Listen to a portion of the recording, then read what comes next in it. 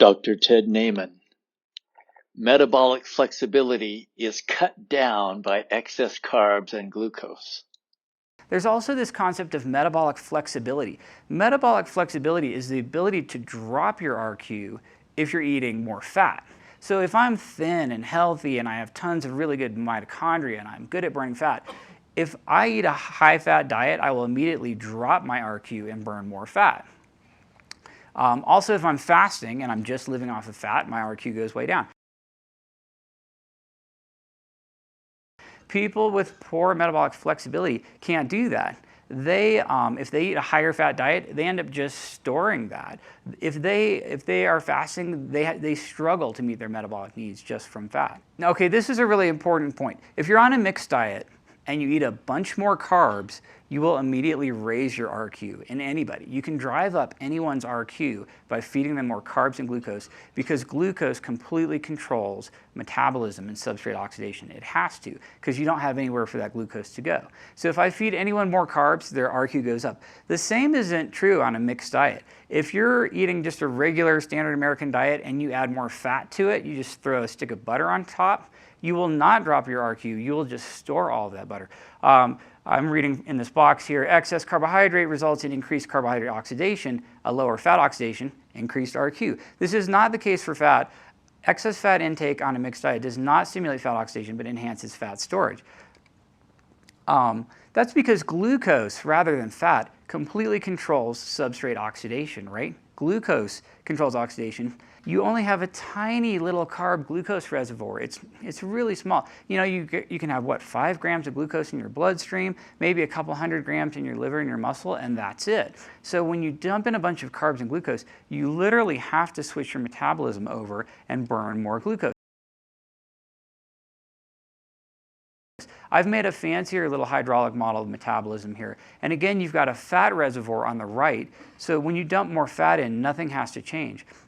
But as you add carbohydrates and raise glucose, you literally have to switch your metabolism over and burn more glucose just to get rid of it. You just have no other choice. That's how it has to work. In fact, if you eat enough carbohydrates and glucose, you literally have to convert it to fat via de novo lipogenesis to store it and get rid of it. Only when carbohydrates and glucose are absent can you switch your fuel mixture over and burn fat again.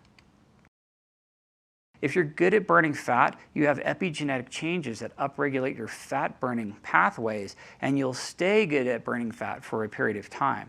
It's like an inertia or a memory to your metabolism. On the other hand, if you're a glucose burner, you have epigenetic changes, you upregulate glucose burning, and you sort of stay good at that. That's why it takes 1 to 3 weeks to switch over from a high-carb diet to a low-carb diet. Okay, this study sums it up so well, I'm just going to quote directly from it. The development of insulin resistance is the impaired ability of skeletal muscle to oxidize fatty acids as a consequence of elevated glucose oxidation in the situation of hyperglycemia and hyperinsulinemia, and the impaired ability to switch easily between glucose and fat oxidation in response to homeostatic signals. The decreased fat oxidation results in the accumulation of intermediates of fatty acid metabolism. Basically, there's so much carbs and glucose around, you can't burn fat, the fat accumulates, now you're insulin resistant. Metabolic flexibility is the ability to drop your RQ, respiratory quotient, if you're eating more fat. If you're thin and healthy and you eat fat, it will drop your RQ and you will burn more fat. That's the healthy way to go. If you're thin and healthy and you're fasting, your RQ goes down.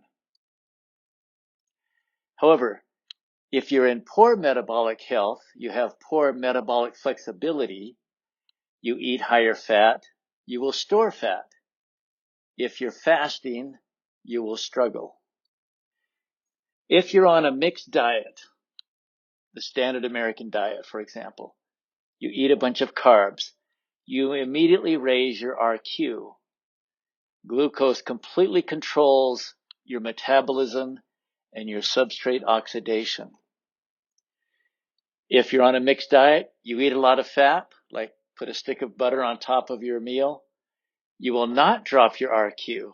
You will store all of that butter.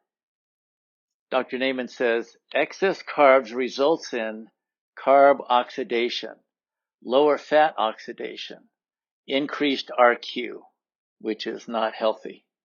Excess fat results in enhanced fat storage. That's because glucose, not fat, controls oxidation. You only have tiny little carb glucose reservoir.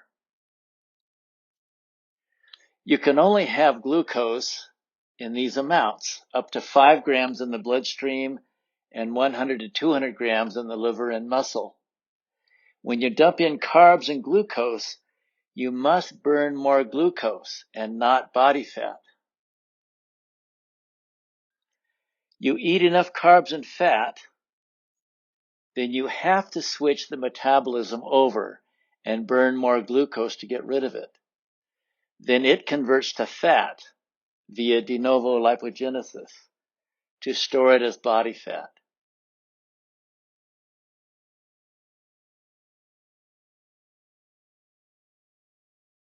If you're good at burning fat, epigenetic changes happen that upregulate your fat burning pathways, and you will stay good at burning fat for a period of time. This is an ideal situation. However, if you're a glucose burner, epigenetic changes upregulate your glucose burning, and you stay good at that, which is not a healthy state. Insulin resistance is the impaired ability of muscle to oxidize fat and impaired ability to switch between glucose and fat oxidation. Dr. Naiman says, so much carbs and glucose, you can't burn fat. Annotated and summarized. Easy to share with loved ones. The description below the title for this video has these summary points.